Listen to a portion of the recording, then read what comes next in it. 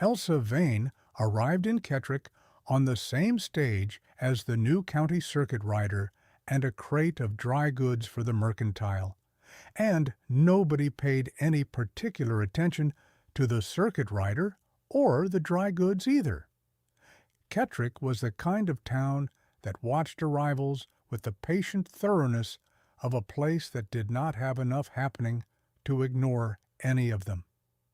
She had come to take the position of postmistress, which had been vacant since the previous postmistress had married a man from the territorial capital and moved east with him in the spring.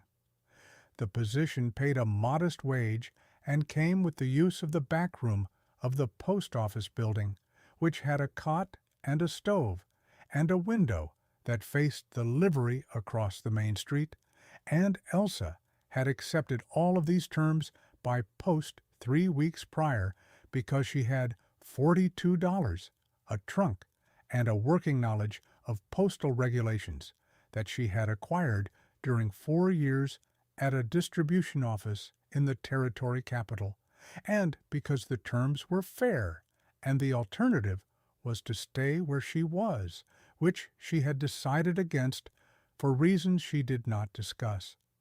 She arrived at 2 in the afternoon. The stage driver set her trunk on the boardwalk and drove the stage around to the livery, and she stood beside the trunk and looked at the main street of Kettrick and noted what it told her, which was one general store, one livery, one hotel, one saloon at the far end that had the particular set of a building that has been standing a while and intends to keep standing, a church at the north end past the feed merchant and the post office, 2 buildings from where she was standing, with a hand-painted sign above the door that said Post in letters that had faded to a pleasant weathered gray. She picked up her traveling bag and left the trunk for the moment and walked to the post office and went inside. The man she had corresponded with about the position, the county land office clerk, who managed the postal contract on the county's behalf, had sent her a key and a description of the duties and a brief inventory of what the previous postmistress had left in order, which turned out to be accurate. Everything was in order. She looked at the sorting shelves and the service window and the register and the back room with the cot and the stove, and she went back out and got her trunk from the boardwalk with the help of a boy. She paid 2 cents to help her carry it, and she unpacked what she needed and started the stove, and was open for business before 4 o'clock, which was the time listed on the door as the afternoon hours. The first person through the door was a woman named Helen Ash, who had the warm and organized expression of someone who has been waiting to make a first impression and has thought it through in advance. She said she was glad the position was filled and that the town had missed having reliable mail service, and that she hoped Elsa would find Kettrick welcoming. She said this last thing with the particular emphasis of someone conveying information about a situation rather than simply describing it. And then she said, "You'll hear things about the Reardon place and about the man who works it, and I want you to hear from me first that it's all true." Elsa had just opened a postal register and was entering the date and her name, and did not look up. She said, "What man?" Helen said his name was Cole Reardon, that he ran the ranch on the eastern edge of town, that he had been there 6 years and had not spoken a voluntary word to anyone in Kettrick in most of that time, and that this was taken by most people as evidence of something wrong with him, and that she wanted Elsa to know in advance because Cole Reardon came to the post office on Tuesdays to collect whatever came for him, and that Elsa should not take it personally if he was not forthcoming. Elsa looked at the register. She said she appreciated the information. Helen left. Elsa wrote Cole Reardon's name in the section of the register reserved for regular recipients, and made a note beside it that said Tuesday, and put the register back on the shelf and went to start supper. He came in the following Tuesday at 10 in the morning, which was the morning hours, and she was sorting the week's delivery behind the service window. She heard the door and came to the window, and he was standing on the other side of it with his hat in both hands and the look of a man who has organized himself for an errand and intends to complete it efficiently. He said his name. She went to the shelf and found his envelope. There was one, a county tax notice, and she brought it to the window and set it on the ledge. He picked it up. He said thank you. She said it came Tuesday, which it usually would. He looked at the envelope and then at her, and the looking was the direct, unreserved looking of someone who has not spent much time learning to moderate his attention for social comfort. And she held it the way she held most things, without flinching and without making more of it than it was. He put the envelope in his coat and put his hat back on and left. The door closed. She stood at the service window for a moment and then went back to the sorting. What Helen Ash had said turned out to be accurate in the particular way that warnings about people are accurate. The facts were right, and the conclusion drawn from them was the town's rather than the facts. Cole Reardon came every Tuesday. He collected what was there. He said his name and thank you, and sometimes one additional sentence if there was something to ask about, and twice in the first month he brought outgoing mail and set it on the window ledge, and she took it and weighed it and told him the cost, and he paid it and left. He did not attempt conversation. He did not avoid the window. He did not look at the floor or at the middle distance the way people look when they are uncomfortable and want out of a situation.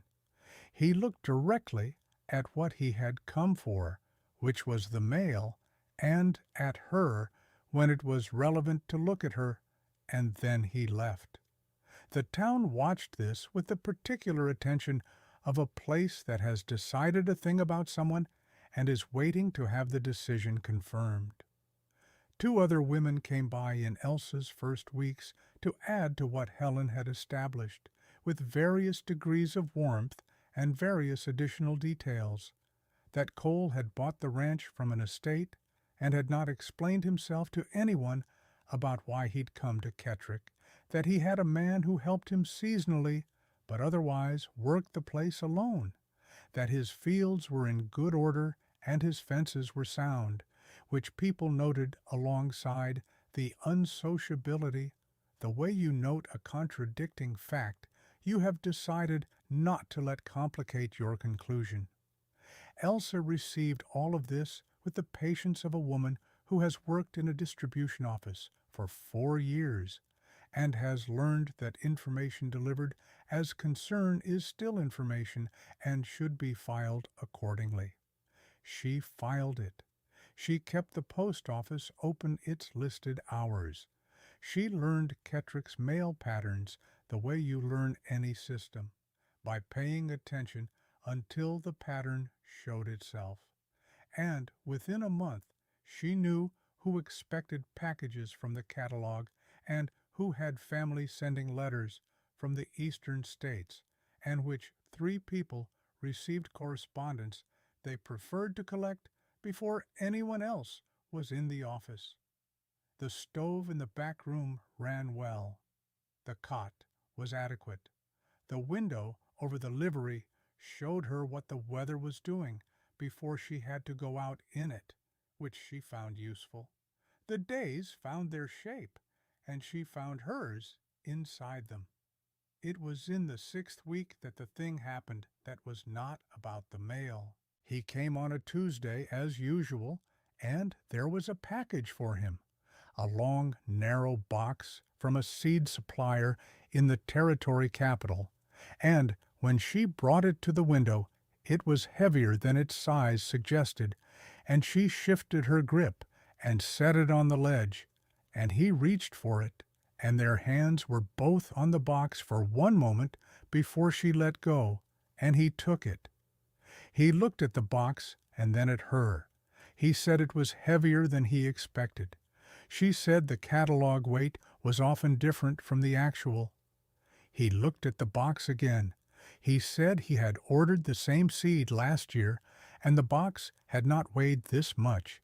She said the supplier had probably changed their packaging. He looked at her. He said that seemed like an unnecessary change. She said a lot of things were. He looked at the box, and then at the window between them, and then at her again, and the corner of his mouth moved once, which was so small a thing that she might have decided not to have seen it. He picked up the box and left. She stood at the service window and looked at the door, and then she went back to the sorting and did not think about the corner of his mouth except in the way you don't think about something by noticing it is still there. The difficult Tuesday came in the 9th week. 3 men came into the post office behind Cole while he was at the window, which had not happened before, and one of them was the kind of man who reads silence as an invitation and fills it with himself.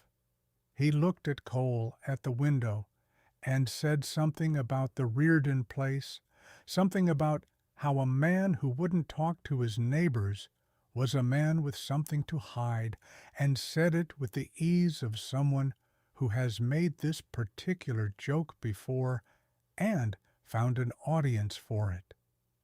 Cole did not turn around. He was looking at the envelope she had set on the ledge for him, the week's mail, 2 letters and a notice. He picked up the first letter and looked at it. The man behind him said it again with a slight addition that was intended to be funnier than the first version. Cole put the letter down on the ledge beside the other. He turned around. He looked at the man with the full attention he gave to everything, without hurry, without heat. He said, "I am collecting my mail." He said it the way you say something that should not require saying, but has become necessary to say. The man looked at him for a moment, and looked at the other 2 men beside him, and looked at Cole again, and found nothing in Cole's face that offered him any of the usual social machinery for continuing, and so he did not continue, and the 3 of them moved to the end of the counter to look at the notice board, and Cole turned back to the window. He picked up his letters and his notice, and he looked at her. She looked back. Neither of them said anything. He put his mail in his coat and left. She went to the next customer and took his postal inquiry and answered it, and the 3 men did whatever they had come in for and left, and the morning went on, and she did not give the exchange more weight than it had, but she gave it its accurate weight, which was not nothing. He came the following Tuesday with a small package to send. He set it on the ledge, and she took it and weighed it and told him the postage. He paid. He stood at the window a moment longer than the transaction required. He said the post office in the territory capital, the distribution office on the south side of the main building. She looked at him. He said he had seen the transfer stamp on some of the early correspondence and had recognized the office. She said she had worked there 4 years. He said he had been in that building twice on county business, 8 years prior and 5 years prior. He paused. He said it was a well-run office. She said it was when she was there. He said he expected it still was. He looked at the ledge. He said, "There is a matter I should have handled by post 2 weeks ago and have not." He said, "There is a water rights question on the eastern section of my property that the county needs documentation for, and I do not have a good record of what was filed at the original survey." She looked at him. He said, "I wondered if you knew how to request a title abstract from the county office." She said she did. He said, "I would be grateful for the guidance." She came around from behind the service window for the first time since he had been coming in. She brought the county correspondence forms and the reference book from the shelf and set them on the counter beside the window, and they stood side by side, and she walked him through the form, which was not simple, and he followed the process with the attention he gave to everything, and asked 2 questions that were good questions, the kind that showed he had read the preceding section carefully before arriving at the question. They were at the counter for 40 minutes. He filled the form correctly, and she reviewed it and said it was in order, and he sealed the envelope and paid the postage and stood for a moment with his hat in his hands and said, "I am grateful." She said the abstract should come back in 3 weeks. He said he would look for it. He went to the door. He stopped. He said, "If there are further forms required, I would welcome the same kind of guidance." She said she would be there.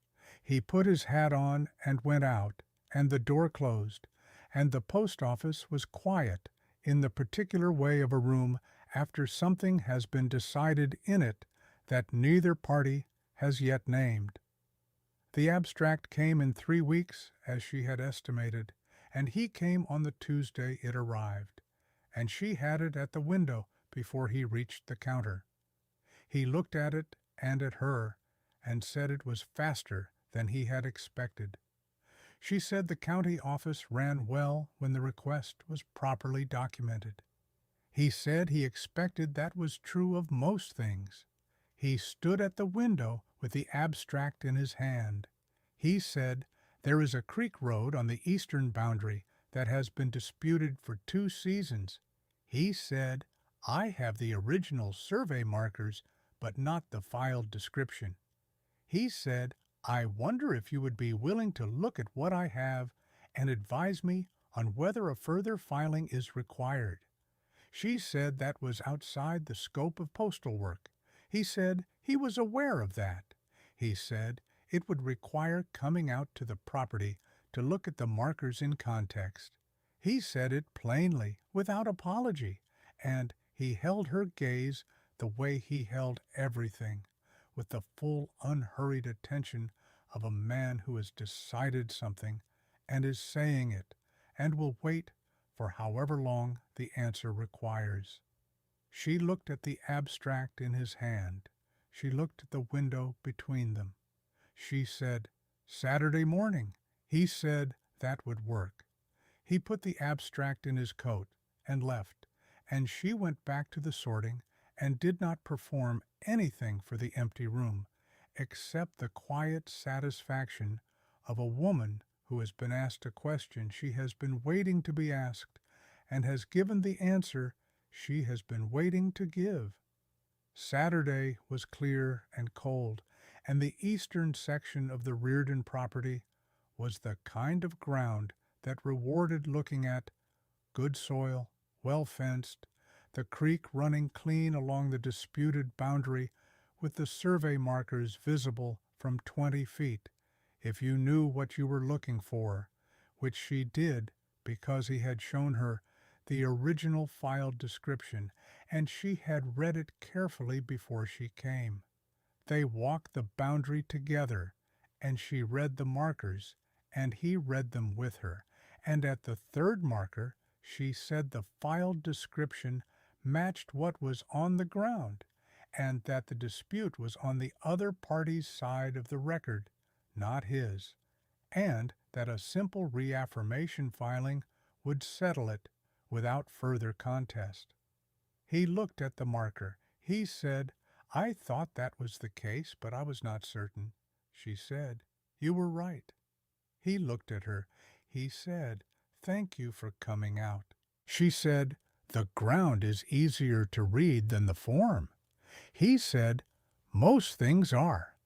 They stood at the creek boundary with the marker between them, and the cold morning, and the water moving the way creek water moves in October, with more purpose than urgency, and she looked at the creek, and he looked at her, and she was aware of being looked at the way she had been aware of it the first Tuesday when he had not moderated his attention for anyone's comfort, including his own. She said, "I have been told things about you." He said, "I expect you have." She said, "I found most of it inaccurate." He said, "What was inaccurate about it?" She said, "The conclusion." He was quiet a moment. He said, "What was accurate?" She said that you don't talk much. He said, "I talk when there is something to say." She said she had noticed that. He looked at the creek and then at her, and he said he had been working the Reardon place for 6 years and had not found anyone in Kettrick he had wanted to say more than necessary things to, and that this had begun to change in the 9th week of her tenure, which was a more precise accounting of events than she had expected from him, and which told her the precision was intentional and should be received as such. She looked at the marker. She said, "The filing is straightforward. I can draw up the reaffirmation form on Monday, and you can come by to review it Tuesday." He said he would. They walked back to the house, and she declined coffee because she had the afternoon hours to open, and she needed to be back, and he walked her to the road, and she drove back to town and opened the post office at noon, and the afternoon went the way Tuesday afternoons went, with the usual traffic and the sorting and the register entries, and she did not look up from the work more than she needed to, and she did not allow herself the kind of attention to what had happened on the eastern boundary that it had not yet been given room to be. The filing was reviewed on Tuesday and sent on Wednesday. The reaffirmation came back in a month, and the creek boundary was settled, and Kettrick observed that Cole Reardon was coming to the post office more than once a week now, which people noted and discussed and drew conclusions from that were closer to accurate than most of their previous conclusions about him. He came on Thursdays as well as Tuesdays, sometimes with mail, and sometimes without a stated reason, and she had coffee on by the time he came in, because she had learned when Thursday mornings went cold, and what sound the road made when a horse she recognized was on it. And he poured his own cup and sat at the counter while she sorted, and they talked about the property and about the county records, and about the things she had noticed in 4 years at the distribution office that people who ran land operations needed to understand about documentation. And he listened the way he did everything without interrupting, with the full attention of someone for whom listening is not passive but active and deliberate. He came on a Thursday in January, when the snow had been on the ground for 2 weeks, and the road was passable but cold, and she had coffee on, and he poured his cup and sat at the counter and looked at his cup for a moment, and then looked at her and said he had something to say that was not about the mail or the county records. She set the sorting down. He said he had been in Kettrick 6 years and had not wanted a particular thing from the town or from anyone in it, and that this had been an accurate assessment of his situation for most of that time and was no longer accurate. He said, "I would like you to have supper with me on Saturday." He said it the way he said everything, directly, without ornament, giving the words only the weight they needed and no more. She looked at her coffee. She looked at him. She said yes. He poured a second cup, and she went back to the sorting, and the Thursday morning went on in the way of Thursday mornings that have had something settled in them, and are proceeding accordingly. They had supper on Saturday, and supper the following Saturday, and the one after that. And on a March evening, when the snow had gone from everything except the north-facing slopes, and the creek on the eastern boundary was running with the melt, he said there was something else he wanted to say. She said she was listening. He said he had worked the Reardon place alone for 6 years, and had managed it correctly, and without needing to add to what he had. He said that had also become inaccurate. He said, "I would like to stop managing it alone, permanently, as your husband, if you want that." She looked at this man who had come to the post office on Tuesdays for 6 weeks before he said a word that was not the minimum required, and who had then said one unnecessary thing about seed packaging with the weight of a first step taken by someone who had calculated the distance carefully, and who had then stood at a creek boundary in October and given her an exact accounting of the week in which something had changed for him, as though precision were a form of respect, which it was, and which she had understood it as. She said, "Yes, that is what I want." He covered her hand with his and held it a moment, and the March evening was outside the window with the particular quality of light that comes when the cold is almost finished, and the ground is remembering what it is for, and neither of them needed to say anything further, because sufficient things had been said, plainly in the right order, by a man who talked when he had something to say, and had, in the end, had quite a lot. They married in April. Kettrick came in numbers that surprised both of them, or surprised Elsa, and she had long since understood that Cole was not the kind of man who pretended to be surprised by things he had anticipated.